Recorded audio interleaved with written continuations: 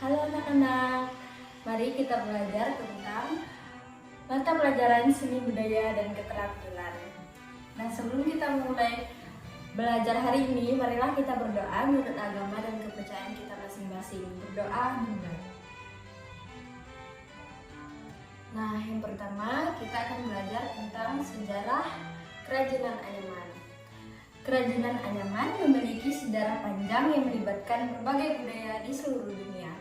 Teknik anyaman diyakini telah ada sejak zaman prasejarah, ketika manusia pertama kali mulai menggunakan tanaman serat untuk membuat bahan berguna. Nah, seiring waktu, kerajinan anyaman berkembang menjadi bagian integral dari kehidupan masyarakat. Pada zaman kuno, berbagai masyarakat seperti Mesir kuno, Tiongkok, dan India telah mengembangkan teknik anyaman yang canggih. Anyaman ini digunakan untuk membuat berbagai barang, termasuk keranjang, mat, dan kain. Di Eropa, selama abad pertengahan, kerajinan anyaman berkembang pesat dan menjadi bagian penting dari perdagangan dan kehidupan sehari-hari.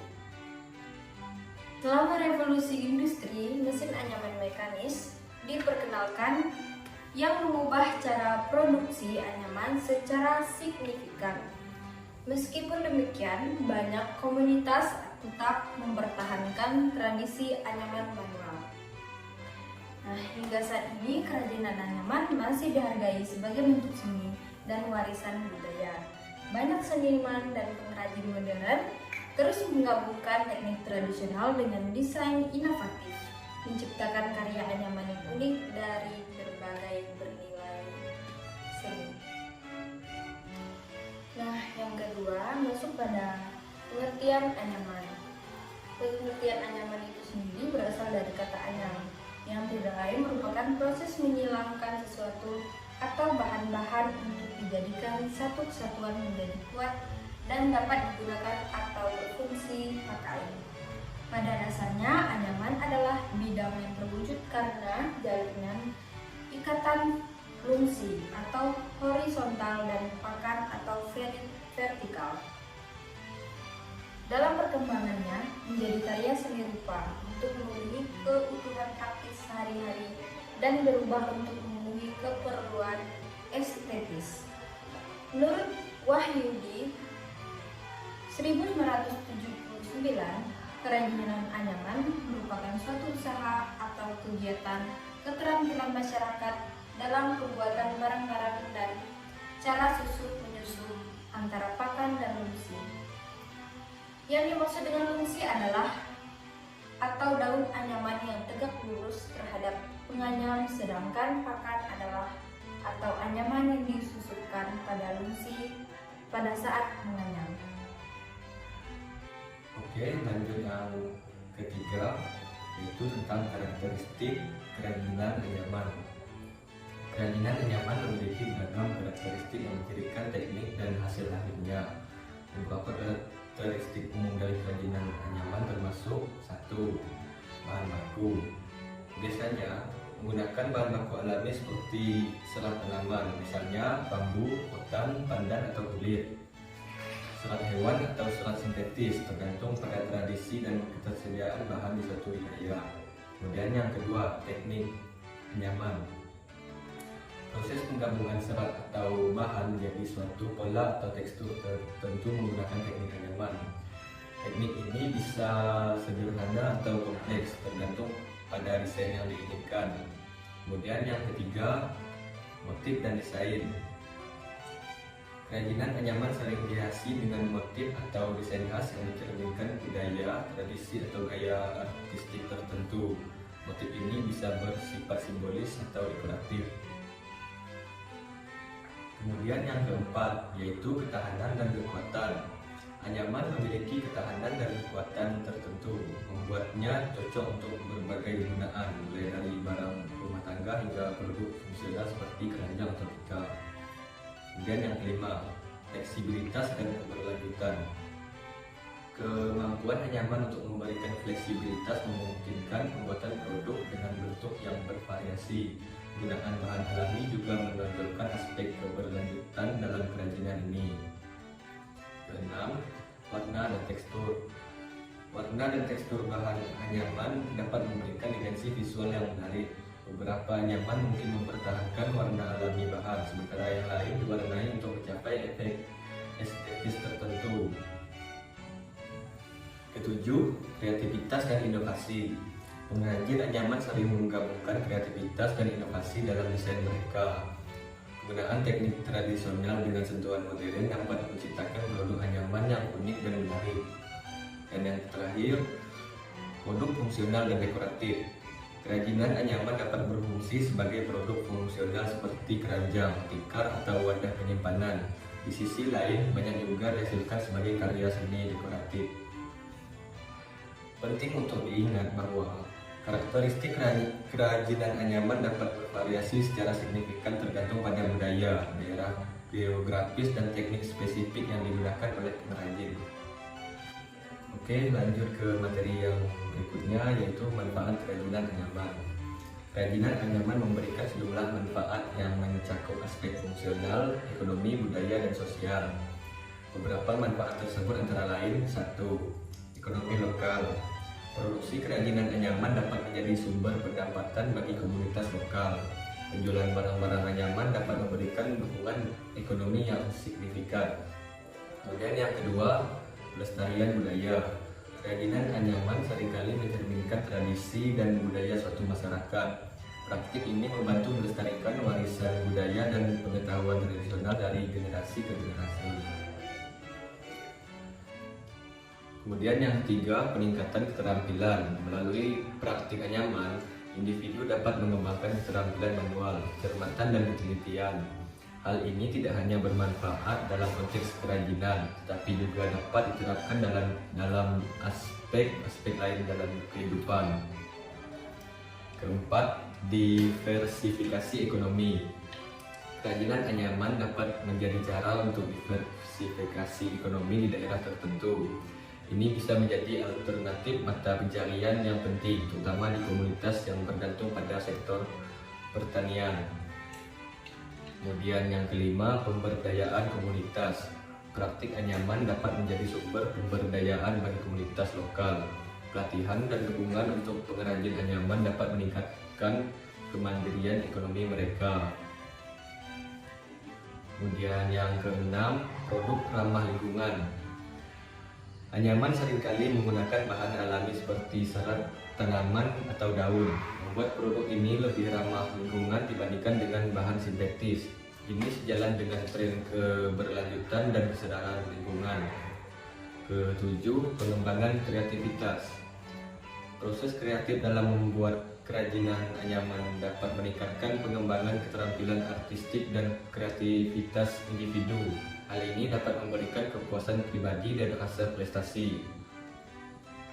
Dengan mengakui dan mendukung praktik anyaman, kita tidak hanya memanfaatkan hasil fisiknya, tetapi juga memperkuat keberlanjutan budaya dan ekonomi di berbagai komunitas. Baik, bagian yang kelima yaitu jenis-jenis motif anyaman. Di sini ada 4 bagian. Yang pertama, motif anyaman tunggal. Motif anyaman tunggal merupakan anyaman yang tiap helai lusian ditarik sekaligus satu persatu dengan pekan sehingga terbentuk anyaman dengan satu silangan lunusi dan pekan. Kemudian yang kedua yaitu motif anyaman ganda. Motif ini merupakan anyaman yang tiap dua helai lunusian ditarik bersama dengan satu dengan pekan sehingga terbentuk anyaman dengan silangan dua lunusi atau satu pekan. Bagian yang ketiga yaitu motif anyaman ganda 3, yaitu merupakan anyaman yang serupa dengan motif ganda 2, di mana bagian ini pemisahnya pada lusin sebanyak 3 lembar sekaligus. Nah, sehingga terbentuk anyaman dengan silangan. Kemudian yang keempat atau yang terakhir yaitu motif anyaman kombinasi. Nah, ini merupakan anyaman yang dengan motif tunggal, ganda 2 dan ganda 3 dengan variasi bentuk sesuai dengan rancangan desain yang ingin kita buat. Nah, sehingga terbentuklah anyaman dengan silangan yang bervariasi dan membentuk motif tertentu yang lebih unik, indah, dan lebih menarik. Nah, anak-anak, di atas kita sudah membahas tentang kerajinan anyaman. Nah, tentu saja kita harus mengetahui bahan-bahan seperti apa yang bisa kita gunakan untuk menganyam dan apa saja alat-alat yang bisa kita gunakan untuk menganyam. Nah, untuk bahan-bahan anyaman dapat dibuat dari tumbuh-tumbuhan yang sudah dikeringkan seperti lidi, rotan, akar, dan dedaunan untuk dijadikan suatu rumpun yang kuat atau tampar. Nah, untuk alatnya sendiri yang bisa kita gunakan dalam menganyam itu masih sangat sederhana, seperti pisau, pisau pemotong, pisau penipis, dan juga catut. Baik, untuk bagian terakhir yaitu kita harus mengetahui contoh anyaman, kerajinan anyaman berdasarkan klasifikasi jenis bahan yang kita gunakan. Yang pertama itu anyaman rotan. Anyaman rotan merupakan anyaman yang terbuat dari rotan yang sudah diolah atau diproses, di mana rotan adalah tumbuhan menjalar yang batangnya digunakan untuk berbagai barang atau perabot seperti kursi, tali, dan gelang. Nah, contohnya sebagai berikut.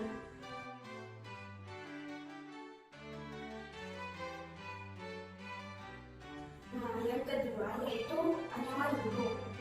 Anyaman gunung merupakan tanaman berumpun, berakar, serabut batangnya, berluas, berongga, dan keras. Nah, contohnya sebagai berikut.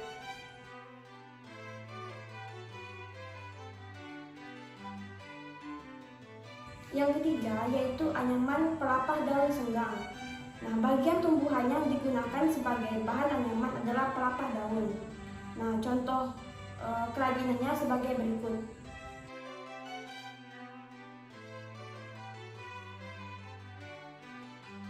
Bagian yang keempat yaitu anyaman dari bamban, di mana adalah jenis tanah yang menghasilkan serat untuk bahan anyaman. Nah, tumbuhan bamban sebagai salah satu sumber hayati yang berasal dari Kalimantan, yang telah banyak dimanfaatkan masyarakat sebagai bahan baku kerajinan tangan anyaman, di mana batang bamban yang dibuang sebagian bukunya disayat memanjang bagian kulitnya yang berwarna hijau untuk dijadikan bahan anyaman. Nah, untuk contoh kerajinannya sebagai berikut.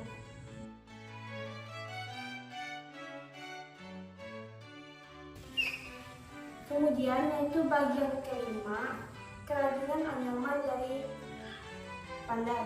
Nah, merupakan anyaman yang terbuat dari daun pandan duri. Nah, untuk contoh kerajinannya sebagai berikut.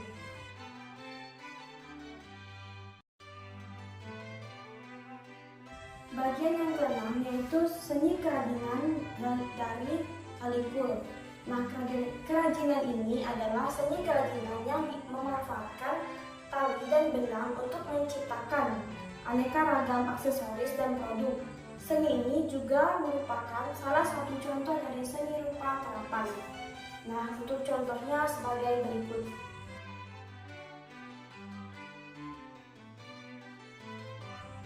Nah, bagian terakhir yaitu kerajinan yang terbuat dari tali anyaman plastik. Contohnya sebagai berikut. Baik, sampai di sini pembelajaran kita. Semoga bermanfaat untuk kita semua. Nah, untuk mengakhiri pembelajaran kita kali ini akan diakhiri dengan doa. Berdoa menurut kepercayaan kita masing-masing, berdoa dimulai. Berdoa selesai. Semoga bermanfaat. Sampai jumpa.